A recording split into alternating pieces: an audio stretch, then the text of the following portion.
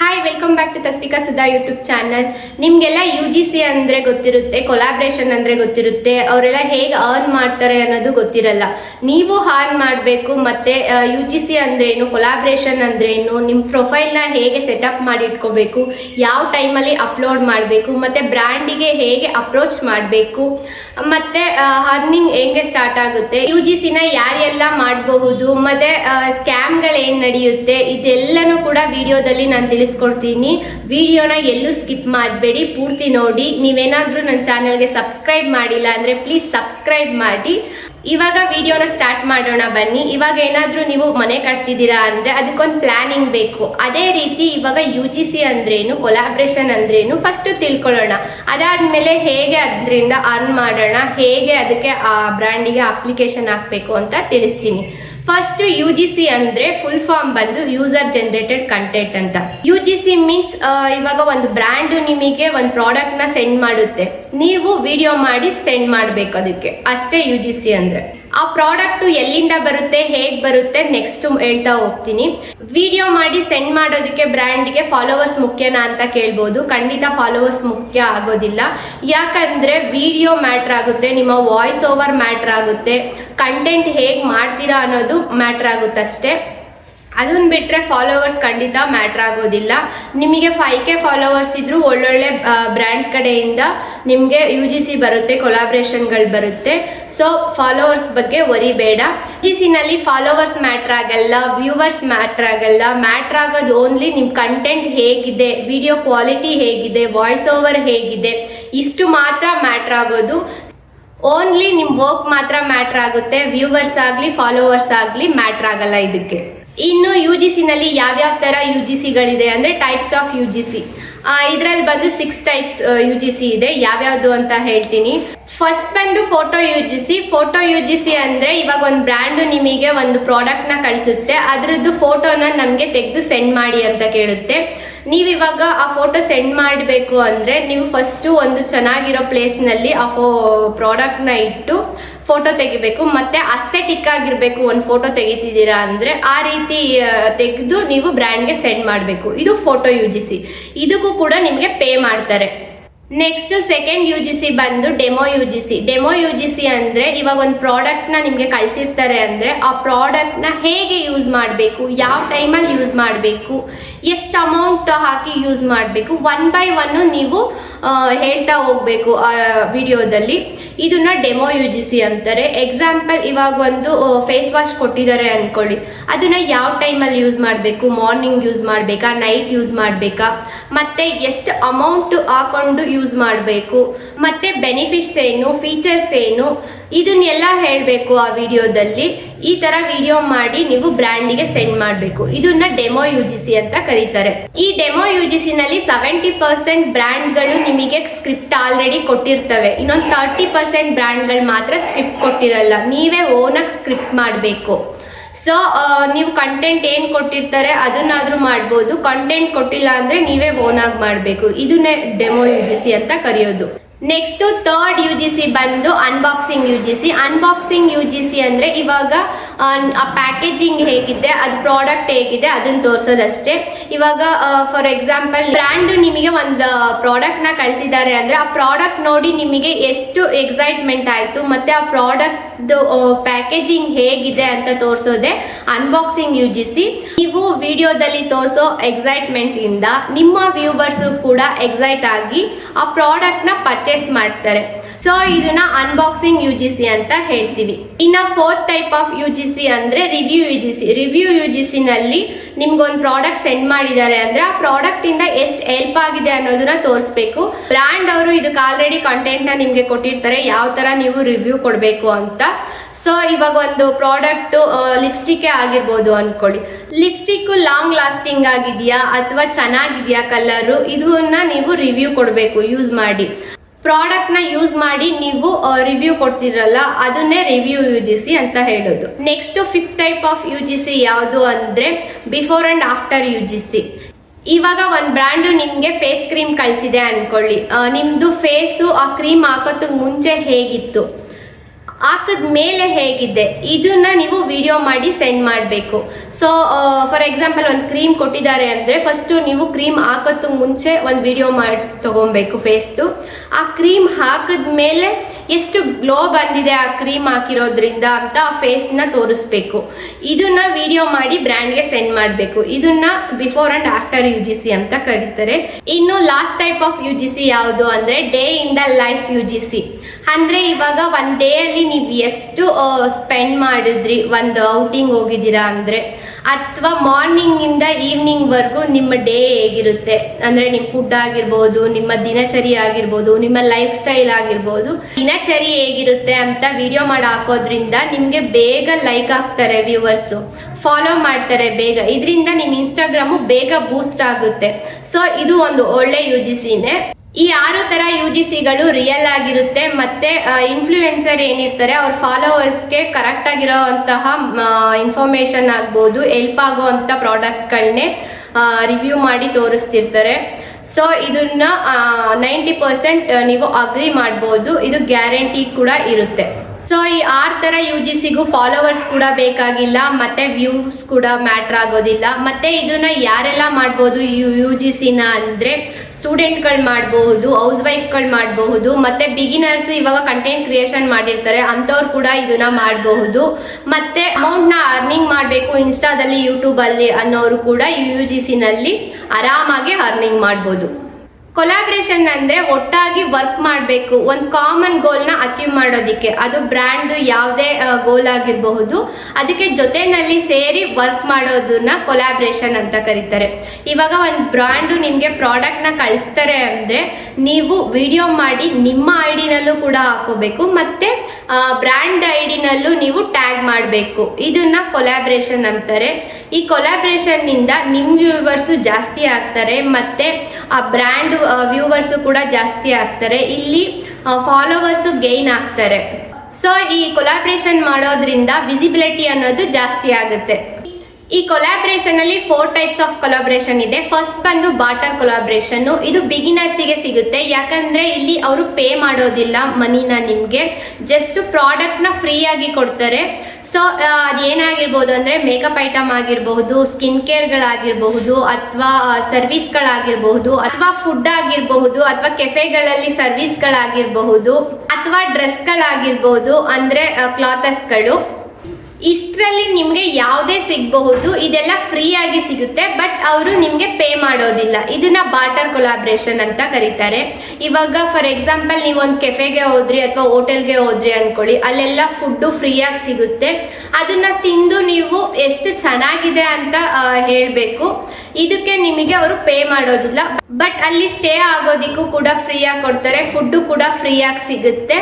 ಇದನ್ನ ಬಾಟರ್ ಕೊಲಾಬ್ರೇಷನ್ ಅಂತ ಹೇಳ್ತಾರೆ. ಇನ್ನು 2ನೇ ಕೊಲಾಬ್ರೇಷನ್ ಬಂದು ಪೇಯ್ಡ್ ಕೊಲಾಬ್ರೇಷನ್. ಈ ಪೇಯ್ಡ್ ಕೊಲಾಬ್ರೇಷನ್ ಅಲ್ಲಿ ಏನು ಅಂದ್ರೆ ಬ್ರ್ಯಾಂಡ್ ನಿಮ್ಗೆ ಪ್ರಾಡಕ್ಟ್ ನ ಫ್ರೀ ಆಗು ಕಳಿಸುತ್ತೆ, ಮತ್ತೆ ಇದಕ್ಕೆ ಪೇನು ಕೂಡ ಮಾಡ್ತಾರೆ. ಬಿಗಿನರ್ಸ್ ಆಗಿದ್ರೆ ಸ್ವಲ್ಪ ಕಡಿಮೆನ ಪೇ ಮಾಡ್ತಾರೆ, ಚೆನ್ನಾಗಿ ಒಳ್ಳೆ ಇನ್ಫ್ಲೂಯೆನ್ಸರ್ ಆಗಿದ್ರೆ ತುಂಬಾ ಚೆನ್ನಾಗಿ ಪೇ ಮಾಡ್ತಾರೆ ಇದಕ್ಕೆ. ಇವಾಗ ಆ ಪ್ರಾಡಕ್ಟ್ ಯಾವುದೇ ಆಗಿರ್ಬೋದು, ಅದ್ರ ಜೊತೆಗೆ ನಿಮ್ಗೆ ದುಡ್ಡು ಕೊಡ್ತಾರೆ. ನೀವು ಎಷ್ಟೋ ವಿಡಿಯೋಗಳಲ್ಲಿ ನೋಡಿರ್ತೀರಾ ಪೇಯ್ಡ್ ಕೊಲಾಬ್ರೇಷನ್ ಅಂತ. ಪೇಯ್ಡ್ ಕೊಲಾಬ್ರೇಷನ್ ಅಂದ್ರೆ ಬ್ರ್ಯಾಂಡ್ ಅವರು ದುಡ್ಡು ಕೊಟ್ಟಿರ್ತಾರೆ ಅವ್ರಿಗೆ, ಆ ಪ್ರಾಡಕ್ಟ್ ನ ಅವರು ಕೊಲಾಬ್ರೇಷನ್ ಮಾಡಿರ್ತಾರೆ. ಇನ್ನು 3rd ಕೊಲಾಬ್ರೇಷನ್ ಯಾವುದು ಅಂದ್ರೆ ಗಿಫ್ಟೆಡ್ ಕೊಲಾಬ್ರೇಷನ್. ಈ ಗಿಫ್ಟೆಡ್ ಕೊಲಾಬ್ರೇಷನ್ ಅಲ್ಲಿ ಬ್ರ್ಯಾಂಡ್ ಅವರು ಗಿಫ್ಟ್ ಕೊಡ್ತಾರೆ. ಇದನ್ನ ಪೋಸ್ಟ್ ಮಾಡೋ ಅವಶ್ಯಕತೆನೂ ಇಲ್ಲ, ಅವ್ರನ್ನ ಟ್ಯಾಗ್ ಮಾಡೋ ಅವಶ್ಯಕತೆನೂ ಇಲ್ಲ. ಈ ಬ್ರ್ಯಾಂಡ್ ಅವ್ರು ಏನ್ ಮಾಡ್ತಾರೆ, ಒಂದು ಫಂಕ್ಷನ್ ಗೆ ಇನ್ವೈಟ್ ಮಾಡ್ತಾರೆ. ಅವ್ರಿಗೆ ಇಷ್ಟ ಆಗಿರೋ ಇನ್ಫ್ಲೂಯೆನ್ಸರ್ ಆಗಿರ್ಬಹುದು ಅಥವಾ UGC ಕ್ರಿಯೇಟರ್ಸ್ ಆಗಿರ್ಬಹುದು, ಅವ್ರಿಗೊಂದು ಗುಡೀಸ್ ಅನ್ನೋದನ್ನ ಕೊಡ್ತಾರೆ. ಅವ್ರದ್ದು ಏನು ಎಕ್ಸ್ಪೆಕ್ಟ್ ಇರುತ್ತೆ ಅಂದ್ರೆ ಒಂದು ಪೋಸ್ಟ್ ಹಾಕ್ತಾರೆ ಥ್ಯಾಂಕ್ಸ್ ಅಂತ, ಅವ್ರ ವ್ಯೂವರ್ಸ್ ಕೂಡ ನೋಡ್ತಾರೆ ಅನ್ನೋದು. ಸೊ ಇದರಲ್ಲಿ ನೀವು ಟ್ಯಾಗ್ ಮಾಡೋ ಅವಶ್ಯಕತೆ ಇಲ್ಲ, ಪೋಸ್ಟ್ ಮಾಡೋ ಅವಶ್ಯಕತೆ ಇಲ್ಲ. ಬಟ್ ಬ್ರ್ಯಾಂಡ್ ಎಕ್ಸ್ಪೆಕ್ಟೇಷನ್ ಏನಿರುತ್ತೆ ಅಂದ್ರೆ ಒಂದು ಥ್ಯಾಂಕ್ಸ್ ಅನ್ನೋ ಪೋಸ್ಟ್ ಹಾಕ್ತಾರೆ, ಅದನ್ನ ಫಾಲೋವರ್ಸ್ ನೋಡ್ತಾರೆ ಅನ್ನೋದೊಂದು ಇರುತ್ತೆ ಅಷ್ಟೇ. ನೆಕ್ಸ್ಟ್ ಲಾಸ್ಟ್ ಕೊಲಾಬ್ರೇಷನ್ ಯಾವುದು ಅಂದ್ರೆ ಬ್ರ್ಯಾಂಡ್ ಅಂಬಾಸಿಡರ್ ಅಥವಾ ಪಾರ್ಟ್ನರ್ಶಿಪ್ ಕೊಲಾಬ್ರೇಷನ್ ಅಂತ. ಈ ಬ್ರ್ಯಾಂಡ್ ಅಂಬಾಸಿಡರ್ ಕೊಲಾಬ್ರೇಷನ್ ಸಿಗ್ಬೇಕು ಅಂದ್ರೆ ತುಂಬಾ ವರ್ಕ್ ಮಾಡಬೇಕು, ಸ್ವಲ್ಪ ಕಷ್ಟಪಟ್ಟು ವರ್ಕ್ ಮಾಡಬೇಕು. ಬಿಗಿನರ್ಸ್ಗೆ ಇದು ಬೇಗ ಸಿಗೋದಿಲ್ಲ. ಇದನ್ನ UGC ಇನ್ಫ್ಲೂಯೆನ್ಸರ್ಗಳು ಏನ್ ಜಾಸ್ತಿ ಫಾಲೋವರ್ಸ್ ಇರ್ತಾರೆ ಅಂಥವ್ರಿಗೆ ಮಾತ್ರ ಈ ಬ್ರ್ಯಾಂಡ್ ಅಂಬಾಸಿಡರ್ ಕೊಲಾಬ್ರೇಷನ್ ಸಿಗೋದು. ಈ ಬ್ರ್ಯಾಂಡ್ ಅಂಬಾಸಿಡರ್ ಕೊಲಾಬ್ರೇಷನ್ ಅನ್ನೋದು 3 months to 6 months ಅಥವಾ ತುಂಬಾ ಲಾಂಗ್ ಟೈಮ್ ವರ್ಗು ಬ್ರ್ಯಾಂಡ್ ಅಂಬಾಸಿಡರ್ ಆಗಿರ್ತಾರೆ ಆ ಪ್ರಾಡಕ್ಟ್ ಪ್ರಾಡಕ್ಟ್ಗೆ ಯಾವ ಬ್ರ್ಯಾಂಡ್ ಕೊಟ್ಟಿರುತ್ತೆ ಆ ಬ್ರ್ಯಾಂಡಿಗೆ. ಮತ್ತೆ ಈ ಬ್ರ್ಯಾಂಡ್ ಅಂಬಾಸಿಡರ್ ಅಲ್ಲಿ ಎವ್ರಿ ಮಂತ್ ಕೂಡ ನಿಮ್ಗೆ ಪೇ ಮಾಡ್ತಿರ್ತಾರೆ, ಮತ್ತೆ ಎವ್ರಿ ಮಂತ್ ಫ್ರೀ ಆಗಿ ಪ್ರಾಡಕ್ಟ್ ಗಳನ್ನು ಕೂಡ ಕಳಿಸ್ತಿರ್ತಾರೆ. ಈ UGC ಮತ್ತೆ ಕೊಲಾಬ್ರೇಷನ್ ಅಲ್ಲಿ ಯಾವ್ಯಾವ ಸ್ಕ್ಯಾಮ್ ಗಳಾಗುತ್ತೆ ಅಂತ ತಿಳಿಸ್ತೀನಿ. ಬಿಗಿನರ್ಸ್ ಸ್ವಲ್ಪ ಎಡುತ್ತಾರೆ, ಯಾವ್ಯಾವ ಸ್ಕ್ಯಾಮ್ ಗಳಾಗ್ಬೋದು ಇದರಲ್ಲಿ ಅಂತ ತಿಳ್ಕೋಬೇಕು ಅಂದ್ರೆ, ಇವಾಗ ಫಸ್ಟ್ 90% ಟ್ರೂ ಮೆಸೇಜಸ್ ಬಂದ್ರೆ ಬ್ರ್ಯಾಂಡ್ ಕಡೆಯಿಂದ, ಇನ್ 10% ಅಷ್ಟು ಸ್ಕ್ಯಾಮಿಂಗ್ ಮೆಸೇಜಸ್ ಬರುತ್ತೆ. ಈ ಸ್ಕ್ಯಾಮಿಂಗ್ ಮೆಸೇಜ್ ಹೇಗಿರುತ್ತೆ ಅಂದ್ರೆ, ಒಂದ್ ಲಿಂಕ್ ಕಳಿಸ್ತಾರೆ, ಅದ್ರ ಮೇಲೆ ಟ್ಯಾಪ್ ಮಾಡಿ ಅಂತಾರೆ, ಅಥವಾ ಅವರು ಮೊದಲೇ ದುಡ್ಡು ಕೊಡಿ, ನಿಮ್ಮನ್ನ ನಾವ್ ಈ ತರ ನಿಮ್ಗೆ ಪ್ರಾಡಕ್ಟ್ ಕಳಿಸ್ತೀವಿ ಅಥವಾ ಪೇ ಮಾಡ್ತೀವಿ ಅಂತ ಕೇಳ್ತಾರೆ. ಆ ಟೈಮಲ್ಲಿ ನೀವು ದುಡ್ಡು ಕಳಿಸ್ಬಾರ್ದು. ಇನ್ನು ನೆಕ್ಸ್ಟ್ ಪ್ರಾಡಕ್ಟ್ ನ ನೀವು ಪರ್ಚೇಸ್ ಮಾಡಬೇಕು ಅಂತಾರೆ, ಅಥವಾ ನೀವು ಅಮೌಂಟ್ ಹಾಕಿ ಅಂತ ಹೇಳ್ತಾರೆ, ಅಥವಾ ವಿಡಿಯೋ ಮಾಡ್ಕೊಡಿ ಆಮೇಲೆ ಪೇ ಮಾಡ್ತೀವಿ ಅಂತಾರೆ, ಅಥವಾ ಸ್ವಲ್ಪ ಅಮೌಂಟ್ ನೀವು ಹಾಕ್ಬೇಕು ನಮಗೆ ಅಂತ ಕೇಳ್ತಾರೆ. ಇದೆಲ್ಲ ಕೂಡ ಸ್ಕ್ಯಾಮಿಂಗ್ ಮೆಸೇಜಸ್. ಸ್ಕ್ಯಾಮಿಂಗ್ ಇಂದ ನೀವು ಹೇಗೆ ಬಚಾವ್ ಆಗೋದು ಅಂದ್ರೆ, ಫಸ್ಟ್ ಆ ಬ್ರ್ಯಾಂಡು ಜೆನ್ಯೂನ್ ಅಲ್ವಾ ಅಂತ ಚೆಕ್ ಮಾಡಬೇಕು ಒಂದ್ 2-3 ಕಡೆ. ಅದಾದ್ಮೇಲೆ ಅವರು ಜೆನ್ಯೂನ್ ಆಗಿತ್ತು ಅಂದ್ರೆ ನೀವು ಅದಕ್ಕೆ ಒಪ್ಕೊಬೇಕು. ಒಪ್ಕೊಳ್ಳೋದಕ್ಕೆ ಮುಂಚೆನೆ ಅಡ್ವಾನ್ಸ್ ಒಂದು 30% ಪೇ ಮಾಡಿಸ್ಕೊಂಡು ಆಮೇಲೆ ನೀವು ವಿಡಿಯೋನ ಮಾಡ್ಕೊಡ್ಬೇಕು. ಈ ದೊಡ್ಡ ದೊಡ್ಡ ಬ್ರ್ಯಾಂಡ್ಗಳೆಲ್ಲ ನಿಮಗೆ ಆ ಥರ ಮೋಸ ಮಾಡೋದಿಲ್ಲ. ಫಸ್ಟೇ ಅವರು ಅಡ್ವಾನ್ಸ್ನು ಪೇ ಮಾಡ್ತಾರೆ, ವಿಡಿಯೋ ಮಾಡಿಕೊಟ್ಮೇಲೆ ಫುಲ್ ಅಮೌಂಟ್ನು ಕೂಡ ಕ್ಲಿಯರ್ ಮಾಡ್ತಾರೆ. ಬಟ್ ಸ್ಮಾಲ್ ಬ್ರ್ಯಾಂಡ್ಗಳೇನಿದ್ದಾವೆ ಅದರಲ್ಲಿ ನೀವು ಮೋಸ ಹೋಗ್ತೀರಾ, ಅಂದರೆ ಅದು ಜೆನ್ಯೂನ್ ಇರಲ್ವಲ್ಲ, ಸೊ ಅದರಿಂದ ಮೋಸ ಹೋಗ್ತೀರಾ. ಫಸ್ಟು ನೀವು ಒಂದು 30% ಅಡ್ವಾನ್ಸ್ ಮಾಡಿಸ್ಕೋಬೇಕು, ಆಮೇಲೆ ವಿಡಿಯೋನ ಮಾಡಿಕೊಡ್ಬೇಕು. ಯಾವುದೇ ಕಾರಣಕ್ಕೂ ನೀವು ದುಡ್ಡು ಕೊಡಬಾರ್ದು ಅವರಿಗೆ. ದುಡ್ಡು ಕೊಡಬೇಕು ಅಂತ ಕೇಳೋದು ಯಾವುದು ರಿಯಲ್ ಬ್ರ್ಯಾಂಡ್ಗಳಲ್ಲ. ಸೊ ಅದ್ರ ಕಡೆ ಒಂದು ಗಮನ ಇರಲಿ. ಮತ್ತೆ OTP ಪಾಸ್ವರ್ಡ್ಗಳನ್ನ ಯಾವುದೇ ಕಾರಣಕ್ಕೂ ನೀವು ಶೇರ್ ಮಾಡಬಾರ್ದು. ಮತ್ತೆ ಏನಾದ್ರೂ ಒಂದು ಲಿಂಕ್ ಕಳಿಸಿದ್ದಾರೆ ಅಂದ್ರೆ ಅದ್ರ ಮೇಲೆ ಟ್ಯಾಪ್ ಮಾಡಿ ಕ್ಲಿಕ್ ಮಾಡಬೇಡಿ. ಇದರಿಂದ ನಿಮ್ಮ ಪ್ರೊಫೈಲು ಹ್ಯಾಕ್ ಆಗೋ ಚಾನ್ಸಸ್ ಇರುತ್ತೆ. ಇಷ್ಟೆಲ್ಲನೂ ನೀವು ನೋಡ್ಕೊಂಡು ನೀವು ವಿಡಿಯೋ ಮಾಡ್ಕೊಡೋದಕ್ಕೆ ಒಪ್ಕೋಬೇಕಾಗುತ್ತೆ. ನೆಕ್ಸ್ಟ್ ಬಂದು ಹೇಗೆ ವಿಡಿಯೋನ ಮಾಡಬೇಕು ಅಂದರೆ, ಒಂದು ವಿಡಿಯೋನ ಬ್ರ್ಯಾಂಡಿಗೆ ಕಳಿಸ್ಬೇಕು ಅಂದರೆ ಏನೆಲ್ಲ ನೀವು ನೋಡಬೇಕು ಅಂದರೆ, ವಿಡಿಯೋ ಕ್ಲಾರಿಟಿ ನೋಡಬೇಕು. ಯಾವ ಥರ ಇರುತ್ತೆ ಅಂದರೆ ಚೆನ್ನಾಗಿರ್ಬೇಕು ಆ ವಿಡಿಯೋ ಕ್ಲಾರಿಟಿ. ಮತ್ತು ವಾಯ್ಸ್ ಓವರ್ ಕೊಡ್ತಿದ್ದೀರಾ ಅಂದರೆ ಕಾಮಾಗಿ ವಾಯ್ಸ್ ಓವರ್ನ ಕೊಡಬೇಕು. ಮತ್ತು ನೀವು ಮೈಕ್ನ ಯೂಸ್ ಮಾಡಿಕೊಂಡು ವಾಯ್ಸ್ ಓವರ್ನ ಕೊಡಬೇಕು. ಬ್ಯಾಕ್ಗ್ರೌಂಡಲ್ಲಿ ಯಾವುದೇ ಥರ ನಾಯ್ಸ್ ಕೂಡ ಇರಬಾರ್ದು. ಅಂಡ್ ಮೇನ್ ಅನ್ನೋದು ಕಾನ್ಫಿಡೆಂಟ್ ಇರಬೇಕು ಆ ವಿಡಿಯೋ ಮಾಡಬೇಕಾದ್ರೆ. ಮತ್ತೆ ಬ್ಯಾಕ್ ಗ್ರೌಂಡ್ಗಳು ಫುಲ್ಲು ಕ್ಲಿಯರ್ ಆಗಿರಬೇಕು, ಇಲ್ಲ ವೈಟ್ ವಾಲ್ ಆಗಿರ್ಬೋದು, ಆ ಕಡೆ ನೀವು ವಿಡಿಯೋನ ನಿಂತು ಮಾಡ್ಕೋಬೇಕು. ಇನ್ನು ನಿಮ್ಮ ಪ್ರೊಫೈಲ್ ಹೇಗಿರಬೇಕು ಅಂದರೆ, ನಿಮ್ಮ ಪ್ರೊಫೈಲ್ನಲ್ಲಿ ನೀವೇನು ವಾಟ್ ಯು ಆರ್ ಮತ್ತು ವಾಟ್ ಯು ಶೇರ್, ನೀವೇನನ್ನ ಶೇರ್ ಮಾಡ್ತಾ ಇದ್ದೀರಾ ಇದನ್ನ ಕ್ಲಿಯರ್ ಆಗಿ ನೀವು ಹಾಕೊಬೇಕು ನಿಮ್ಮ ಪ್ರೊಫೈಲ್ನಲ್ಲಿ.